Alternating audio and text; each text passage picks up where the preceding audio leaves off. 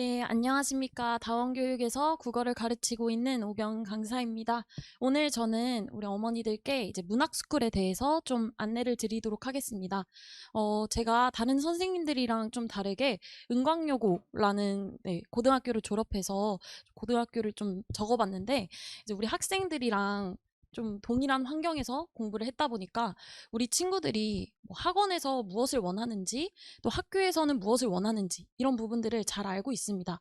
제가 대치동에서 이제 사교육을 받을 때 굉장히 깐깐한 학생이었는데 엄마한테 한 번 수업 갔다가 그냥 과외로 전향하는 게 나을 것 같아. 아니면 그냥 이 학원 선생님은 좀 실력이 없는 것 같아. 이런 식으로 하면서 정말 많은 수학학원도 다니고 정말 많은 국어학원도 다녀봤는데 그렇기 때문에 우리 학생들이 정말 수업 시간에 무엇을 선생님께 요구하는지 이런 부분을 잘 안다고 설명드릴 수 있을 것 같습니다. 그리고 여기 보시면 제가 이제 목동에서 또 근무를 하고 있는데 목동도 그렇지만 보통 제가 이제 고등학교 전문으로 이제 강사를 진행하고 있습니다. 그래서 고등학교 1, 2학년 내신을 주로 이제 진행을 하다 보니까 이 주요 학교들에서 고등학교가 어떤 식으로 출제가 되는지 이런 경향을 좀 다른 선생님들보다는 잘 알고 있고요. 그렇지만 이제 중등관도 제가 이제 PHS 수업을 목동관에서도 진행을 하게 되었는데 목동관의 선생님들 그런 환경도 굉장히 수업 만족도가 높고 또 우리 학생들이 지금까지도 그러니까 작년에 예비 중3으로 저와 수업을 들었던 학생들이 지금 예비 고1로 계속 듣고 있습니다. 그래서 그 정도로 수업의 만족도가 높다라고 좀 생각을 해주시면 될 것 같고요.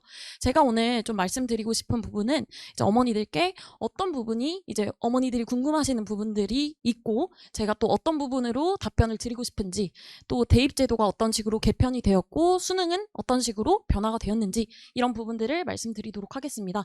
우선 첫 번째로 이제 어머니들께서 가장 많이 주시는 질문이 어떤 우리 학생들이 이제는 중학교 2학년밖에 안 됐는데 중학교 3학년으로 가는 이 단계에서 굳이 지금부터 고등학교 공부를 해야 할까?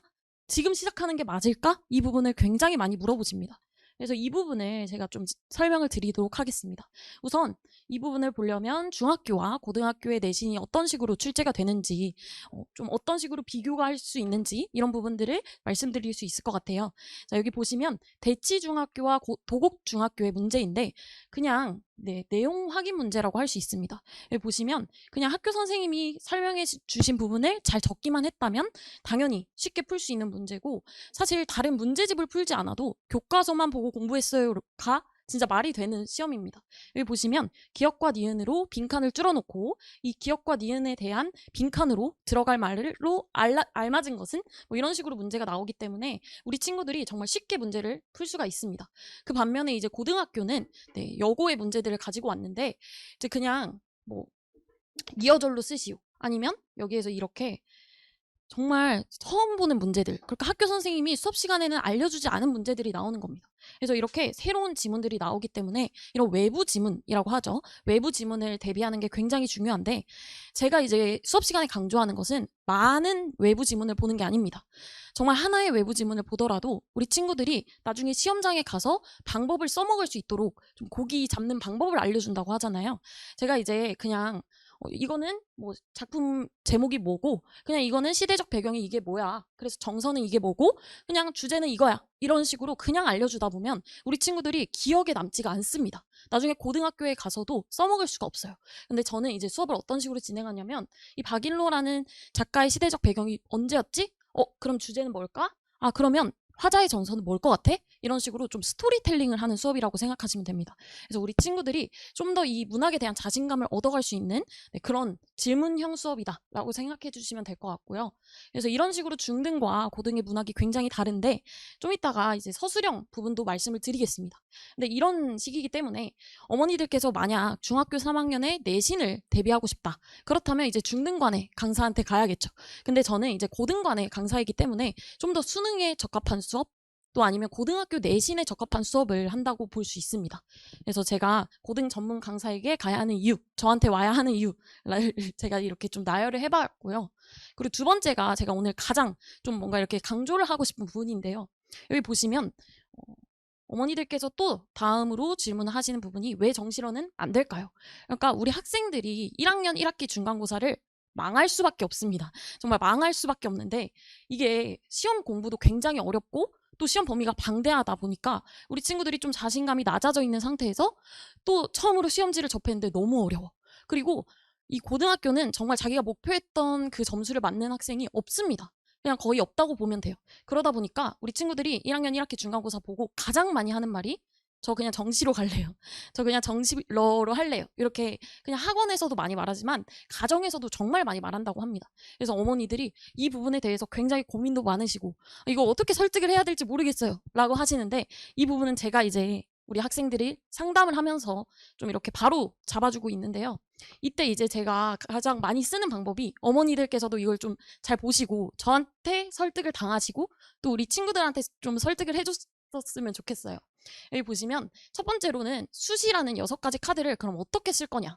그러니까 학종이라는 그 좀 보험이라고 할 수 있죠. 이 보험을 만약에 제외한다면 논술이라는 것밖에 안 남는데, 이 논술 같은 경우에는 제가 이제 대학원도 다녀봤다 네, 보니까 이제 교수님들이랑 이런 논술에 대한 이야기를 굉장히 많이 했습니다. 근데 이제 제가 왜 대치동 학생은 논술로 안 뽑아요? 라고 이제 물어보니까 선생님께서 그러시더라고요. 우리는 진짜 많은 그런 문장들을 보고 또 책도 많이 읽는데 우리 답안지 얼마나 많이 볼 것 같냐. 그럼 매년 그 답안지를 보는데 항상 그냥 문체가 똑같대요. 문체가 똑같고 그럼 이 문체는 어느 학원 어느 선생한테 배웠구나. 이걸 다 아신다는 거예요. 그러다 보니까 근데 또 대치동 어머니들 특성상 또 이거를 논술을 쓴다는데 논술학원을 안 보낼 수가 없잖아요. 그러니까 이게 약간 악순환이 되는 거죠. 그래서 블라인드 시험으로 한다고 하더라도 교수님들은 대치동 어느 학원이네 패스 이렇게 하고 그냥 문체로 이제 판단을 하신다는 거예요. 그러다 보니까 우리 친구들이 뭐 다르게 속일 수 있는 방법도 없고요. 그러다 보니 논술로 가는 게 굉장히 어렵습니다. 그래서 이 수시라고 하는 것을 이제 카드를 제대로 쓰려면, 어머니들 아시다시피 공부를 정말 잘하는 학생 같은 경우에는 수시 정시 다 챙깁니다. 저도 그랬고요. 내신을 고등학교 3학년까지 다 챙기고, 그리고 정말 정직하게 수능도 공부를 하는 겁니다. 좀 이따 말씀을 드릴 텐데, 이 부분이 어떻게 가능하냐라고 한다면, 우리 친구들이 이제 내신 기간에 그러면 너 뭐 할 거야? 라고 하면 아니 저 정시한다니까요? 저 수능 공부할 거예요. 이렇게 답변을 합니다. 근데 사실 이게 정말 현실적으로 불가능한 게, 이게 친구들이 다 수능 공부를 하고 있는데 내신 공부를 하고 있는데 나 혼자 수능을 공부하는 게 정말 말도 안 되고, 그게 정말 불안함의 일종이 됩니다. 그리고 무엇보다도 이제 내신 기간이 끝나면, 고등학교 1, 2학년 내신 기간이 끝나면 우리 친구들이 뭐 영화도 보고 친구들이랑 놀러 가잖아요. 근데 이 수능을 공부한다는 정시파 애들도 같이 놀러를 갑니다. 그러니까 이 친구들은 뭐 내신을 준비하는 것도 아니고 수능도 공부하는 것이 아니게 되는 거예요.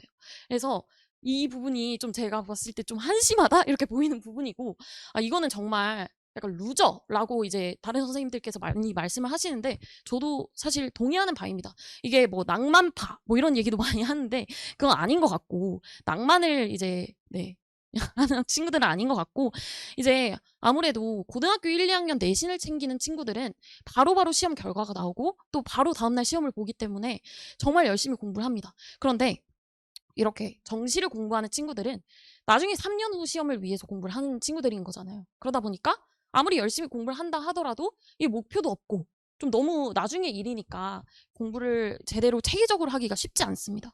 그래서 제가 드리고 싶은 말씀은 이제 수시와 정시를 모두 챙겨야 한다는 건데요. 자, 여기 보시면 이제 경기여고 같은 경우에도 3학년에 이제 시험 범위를 제가 가지고 왔는데 수능 특강과 수능 완성으로 시험 범위를 다 내십니다. 경기여고뿐만 아니라 제가 다녔던 은광여고도 마찬가지고 다른 모든 학교들이 다 이런 식입니다. 그러니까 어머니들께서 근데 고등학교 3학년까지 내신 챙기면 그럼 정시는 못 챙기는 거 아니야? 라고 좀 착각을 하실 수 있지만 그건 오해입니다. 이거 보시면 학교 선생님들께서도 다 그거를 의식을 하시고 이제 모든 시험 범위를 이렇게 수능 특강, 수능 완성에서 내십니다. 이거 어차피 우리 학생들이 정시로 가려면 공부해야 되는 영역이잖아요. 그 교재로 이제 그대로 내신다고 생각하시면 되고요. 또 고등학교 1, 2학년 같은 경우에도 마찬가지로 이제 내신 시험 범위를 이런 식으로 뭐 모의고사 이런 부분에서 출제를 하시기 때문에 어머니들께서 크게 걱정을 하지 않으셔도 되고, 또 수시와 정시가 같은 개념이다 라고 봐주시면 되겠습니다. 그래서 제가 또 드리고 싶은 질문이, 고등학교 1학년 모의고사와 내신 중에 무엇이 더 어려울까요? 라고 한다면 당연히 내신이 훨씬 어렵습니다. 근데 제가 말씀드렸던 것처럼 모의고사와 내신을 같이 준비할 겁니다, 우리는. 그래서 제 수업 교재를 보신다면 이제 용비어천가라고 하는 하나의 작품을 본다고 하더라도 수능형 문제. 그러니까 뭐 모의고사, 고1, 2, 3 모의고사 문제, 수능 문제, EBS 교재 문제. 이 부분을 먼저 풀고요. 다음으로 이제 맨 마지막에 테스트도 그렇고 우리 친구들이랑 같이 푸는 고난이도 문제들도 다 내신 기출문제로 구성이 되어 있습니다. 그래서 우리 친구들이 모의고사에서 좀 더 지엽적이고 시험 범위가 좀 더 어렵고 많이 공부해야 되는 부분이 내신이다. 이렇게 생각해 주시면 되기 때문에 뭐 크게 다르지 않습니다. 그래서 둘 다 대비를 해야 하고요. 다음으로 이제 어머니들께서 가장 궁금해 하실 부분인데 이제 2028년에 대입제도가 개편이 되었는데 오늘은 내신 부분에만 좀 초점을 맞춰서 설명을 드리도록 하겠습니다. 우선 첫 번째로 9등급제가 폐지되고 5등급제가 이제 도입이 되었습니다. 그래서 여기 보시면 1등급의 비율이 10%로 늘어났습니다. 원래는 4%였고 2등급이 11%였는데 이제는 10%의 학생들이 모두 쉽게 1등급을 맞을 수 있습니다. 이 얘기는요. 우리 대치동의 약간 최상위권 학생들한테는 좀 불리한 소식이죠. 왜냐하면 누구나 쉽게 이제 1등급을 맞게 됐으니까. 근데 이제 오히려 다르게 말하면 중상위권의 학생들 또는 그냥 상위권의 학생들한테는 그냥 2등급을 맞았던 학생들도 쉽게 1등급을 맞을 수 있게 되었기 때문에 좀 더 유리한 소식이다. 이렇게 말씀을 드리고 싶습니다. 그리고 이제 두 번째로는요.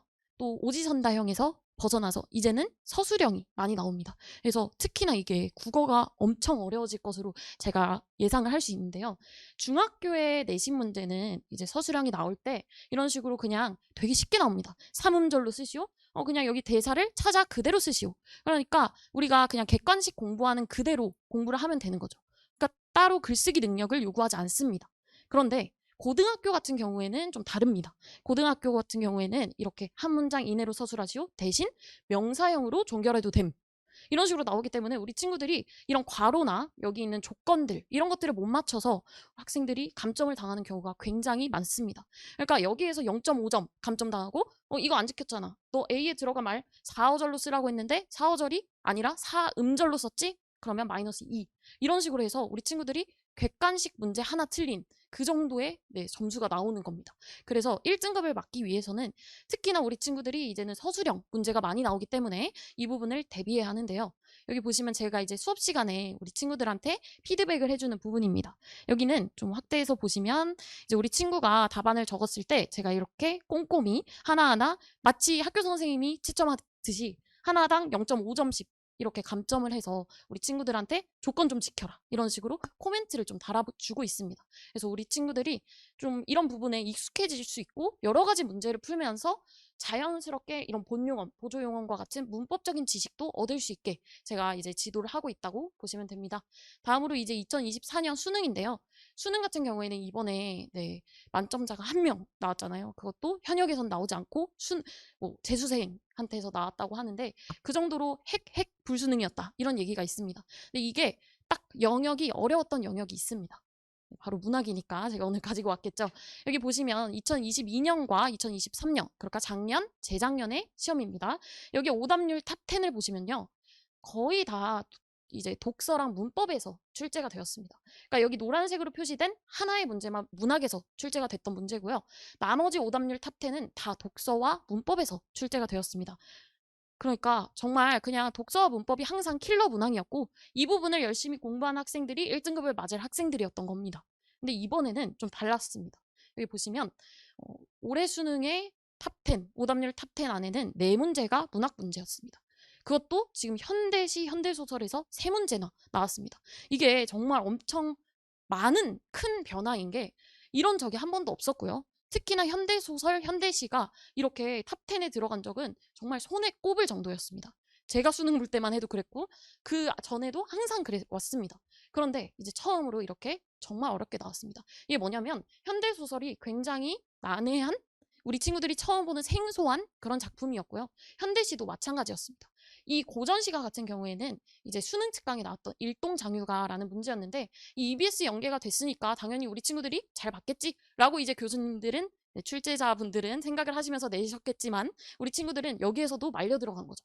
그래서 어떻게 보면 킬러 문항은 없어졌지만 모든 게 다 킬러 선지로 구성이 되었다. 그러니까 우리 친구들이 굉장히 그냥 헷갈려 할 만한 그런 선지들로 구성을 하신 겁니다. 그래서 여기 보시면요. 이게 이제 오답률 탑 10 안에 들어가는 그 4문제, 문학 문제들의 이제 선택지별의 비율을 가지고 온 것인데요. 여기 노란색이 이제 정답이고요. 여기 동그라미 친 부분이 우리 친구들이 말려 들어간 함정 선지입니다. 그러니까 이거는 매력적인 오답이라고도 하는 그런 선지인데요. 이 부분을 보시면 30% 학생들이 다 지금 오답에 빨려 들어갔습니다. 그러니까 지금 선택지가 뭐 수능, 이 정답 비율과 이 함정 선지의 비율이 거의 유사하다는 걸 볼 수 있죠. 그러니까 우리 친구들이 이런 킬러 선지를 이제는 대비할 때가 온 겁니다. 그것도 문학에서요. 그래서 여기 보시면 함정 선지를 그러면 어떻게 대비할 수 있겠느냐? OX 문제로 저는 대비를 하고 있었습니다. 원래도. 그래서 우리 친구들이 이런 식으로 OX 문제를 풀다 보면 제가 아무리 질문해도 질문해, 야 빨리 헷갈리는 거 없었어? 해도 아무리 하지 않던 그런 학생들이 이렇게 OX 문제를 풀다 보면 하나하나 그냥 네 1번이요, 7번이요 이렇게 그냥 단답형으로 질문을 할 수 있기 때문에 좀 더 질문의 양이 많아지고 또 우리 친구들이 정말 모르는 부분, 헷갈리는 부분이 뭔지 제가 좀 파악할 수 있는 그런 훈련이라고 생각하시면 됩니다. 그래서 이 부분은 네, 제가 함정선지를 대비하는 방법이고요. 그래서 마지막으로 이제 문학스쿨에 대해서 좀 안내를 드리고자 합니다. 문학스쿨은 우리 친구들 중에서도 제가 이렇게 좀 구체화를 시켜봤는데 이공계열 그러니까 거의 대부분 우리 학생들이 의대에 이제 충원 비율이 늘어났기 때문에 이 부분을 좀 제가 네, 대비를 시키고자 이공계열 학생들을 위주로 이제 선발을 하려고 하고 우리 친구들이 약간 이렇게 글을 읽는 거, 긴 글을 읽는 것도 어렵고 또 서술형을 대비해야 되는데 이것도 힘든 친구들이 있습니다, 분명히. 그래서 이런 친구들을 위해서 개강을 했고요. 그리고 원래는 고전시가 반만 개강을 했었는데 이번 수능이 굉장히 어려웠다 보니까 현대문학도 함께 개강을 하게 되었습니다. 그래서 이게 반을 아예 나눈 이유가요. 요일별로 이제 고전시가 같은 경우에는 보는 게 주제별로 보기보다는 시대별로 이제 파악을 하는 게 굉장히 중요합니다. 그래서 어떤 시대에 뭐 고려 중엽 이후에 가전체 소설이 나왔다. 이거를 알고 있는 것만으로도 굉장히 진짜 친구들한테 도움이 되거든요. 시험장에서 외부 작품이 나왔을 때 이걸 한 번이라도 본 학생과 아닌 학생의 차이는 굉장히 어마무시합니다. 그래서 이 부분은 시대별로 이제 진행이 되고요. 현대문학은 주제별로 진행이 됩니다. 그래서 현대문학은 시대를 묻는 문제가 하나도 없습니다. 그렇기 때문에 뭐 예를 들면 뭐 일제강점기 이후 뭐 아니면 일제강점기 시대 또는 독재정권 시대 이런 식으로 해서 제가 주제별로 거기 이제 브로셔에도 써놨는데 그런 식으로 이제 주제별로 진행을 합니다. 그래서 아예 공부 방법이 다르다. 문제 풀 때도 굉장히 많이 다르거든요. 이런 부분을 대비할 것이고요. 그리고 마지막으로 이제 문학 점검 특강이라고 해서 1회로 진행하는 게 있습니다. 이건 신규생도 수강이 가능한데 제가 워낙 이제 학원에서도 뭐 3월 모의고사 이런 거를 제가 내거든요. 3월 모의고사 대비 문제 이런 모의고사는 항상 제가 출제하는데 그렇기 때문에 모의고사 문제를 네, 제가 출제하는 데 있어서 굉장히 특화되어 있기 때문에 이런 부분을 좀 강점이라고 생각해서 우리 친구들이 모의고사 그러니까 모의고사 형식을 그대로 따서 15문제씩 3회로 진행을 합니다. 그래서 우리 친구들이랑 1대1 오답도 하는 시간을 가지도록 하겠습니다. 그리고 이제 여기 클리닉이라는 시간이 있는데요. 금요일 수업 끝나고 바로이지만 월요일 수업 듣는 친구들도 당연히 올 수 있습니다. 이 클리닉은 이제 우리 친구들 중에서 모의고사를 좀 풀어보고 싶다. 고등학교를 정말 제대로 대비하고 싶다 하는 친구들을 위해서 고등학교 1학년부터 3학년 좀 이렇게 수준을 맞춰서 친구들별로 다르게 해서 모의고사를 풀리고 그리고 1대1로 오답하는 시간입니다. 근데 보통 보면 다른 선생님께서는 이 시간에 뭐 조교 선생님을 투입하시는 분들이 많으세요. 근데 저는 뭐 교재를 만드는 부분도 그렇고 학부모님들과 상담하는 부분도 그렇고 이 클리닉 시간에도 제가 직접 합니다. 그래서 우리 친구들이 상담할 때도 그렇고 좀 저와 직접 소통을 해야 제가 수업 시간에 우리 친구들의 수준을 제대로 파악하고 또 상담을 해줄 수 있기 때문에 그 수업을 진행하는 데 있어서 그게 굉장히 중요하다고 생각하기 때문에 이 부분도 제가 직접 담당을 하고 있습니다. 그래서 우리 친구들이 혹시나 아직 저는 모의고사는 좀 어려워요 한다면 와서 숙제를 풀어도 됩니다. 그래서 숙제를 푸는데 너무 어렵다면 계속해서 질문을 하기도 하고요. 제가 정말 클리닉 시간에는 진짜 너무 바쁘다 싶어서 예를 들면 목동 같은 경우에는 제가 주 2회로 나눠서 이제 진행을 하는데 그럼에도 불구하고 저는 조교 선생님 쓰지 않습니다. 그래서 3시간 내에 언제든지 학원 왔다 갔다 하면서 잠깐 남는 시간에 1시간이라도 있으면 정말 큰 도움이 되거든요. 그래서 보내주시면 네, 좋겠습니다. 그리고 이제 제 약간 특징을 적어봤는데 아까도 말씀드렸다시피 제가 직접 만든 교재로 이제 진행을 하고 있고 제가 만들었기 때문에 진짜 누구보다 제가 그 교재에 대해서 잘 알고 있겠죠. 제가 이제 또 대학원에서 교수님께서 말씀하신 게 야, 너가 진짜 강사가 되고 싶어? 그러면 네가 학생들한테 줄 문제를 네가 풀어봐. 그래야 애들이 진짜 그 문제가 도움이 될지, 좋은 질의 문제일지 알 수 있잖아. 그래서 제가 그 얘기를 듣고 너무 감명을 받아서 이제 그 다음부터는 제가 이제 문제를 그냥 편집만 하고 그냥 이어 적기만 하고 그런 게 아니라 제가 직접 풀고 정말 좋은 문제다, 이건 애들이랑 무조건 풀어야 돼 하는 문제만 가지고 옵니다. 그렇기 때문에 정말 많은 수의 문제지만 제가 직접 다 만든 문제들이고요. 그리고 여기 보시면 뭐 1대1 질의응답도 당연히 확보를 합니다. 그래서 쉬는 시간이지만 저는 쉬지 않고 우리 친구들한테 1대1로 불러서 야, 이번에 어려운 부분 없었어? 야, 무조건 해야 돼. 하나는 하고 가. 막 이러면서 남학생들 같은 경우에는 그렇게 좀 지도를 하고 있습니다. 네, 그리고 이제 소견서 같은 경우에는 어머니들께 이제 수업이 끝나면 이렇게 보내드리는데요. 이렇게 이제 제가 저번에 보내드렸더니 선생님 항상 좋은 말씀만 적는 거 아니에요? 라고 하시는 거예요. 근데 제가 실제로 이제 다른 학부모님께 보냈던 내용인데 수업 시간에 피곤해한다, 존다는 거죠. 이런 거 다 제가 일러드리고요. 그리고 이제 이 부분 보시면 재시험도 진행을 합니다. 이 부분은 우리 친구들 중에 평균보다 2문제 이상 틀렸다 하는 친구들에 한해서 이제 테스트를 변형해서 이것도 제가 직접 이제 OX 문제로 만듭니다. 그런데 여기 보시면요, 테스트에서 한번 틀렸던 문제를 또 틀립니다. OX 문제로 내니까 또 우리 친구들이 헷갈려하고 이런 부분을 볼 수 있습니다. 그래서 제가 정말 중요하게 생각하는 거지만 오답 노트라고 하는 거를 특히나 제가 내신 기간에는 2권, 3권씩 만들어주는데 학생들별로 이제 문제를 풀다 보면 틀리는 문제들이 있지 않습니까? 그 부분을 제가 이제 다 편집을 해서 우리 친구들 개개인의 시험 전날 보고 갈 수 있는 오답 노트를 만들어줍니다. 그래서 우리 친구들 이제 문학 특강을 듣게 되는 우리 친구들도 이 오답 노트를 받게 될 것입니다. 그래서 이제 마지막으로 이제 제 소개를 할 텐데요. 아까 보여드렸지만 네, 제가 이제 대치동 출신이고 또 정말 이제 대치동에서 많은 수업을 들으면서 우리 선생님들께서 저 선생님은 어떤 문제점이 있네, 저 선생님은 정말 좋다, 이런 수업들을 굉장히 많이 들어봤기 때문에 우리 친구들한테 그런 장점만 보여줄 수 있는 강사이고요. 제가 사실은 육군사관학교에 재학을 하다가 자퇴를 하고 이제 뭐 이렇게 일반 대학교에 가게 됐는데 그 과정도 저희 학원 선생님, 이제 다원교육에 계시는데 이제 학원 선생님께서 저한테 야, 너 공부 잘하니까 그러면 육사나 경찰대 시험 한번 봐봐 그러시는 거예요. 근데 그게 고3 이제 7월에 시험을 보거든요. 그래서 그래? 그럼 모의고사 본다고 생각하고 그냥 가지 뭐, 이렇게 생각해서 그냥 갔는데 그게 붙어서 어떻게 그냥 마음이 떠버려서 그렇게 가게 됐는데 그 정도로 이제 학원 선생님의 역할도 굉장히 중요하다고 생각합니다. 인생에 있어서 정말 인생을 바꿀 수도 있는 게 주변에 있는 어른들이라고 생각하기 때문에 제가 정말 많은 상담도 해주고 우리 친구들이 가지고 있는 학업적 고민이나 뭐 학교 선생님별로 이제 가지고 있는 특징 이런 것도 제가 익히 들어서 잘 알고 있습니다. 그래서 우리 친구들이 어느 고등학교를 가든 써먹을 수 있는 어떤 지식들, 그리고 제가 알고 있는 우리 친구들의 고민들, 이런 것들을 해결해 줄 수 있는 강사고요.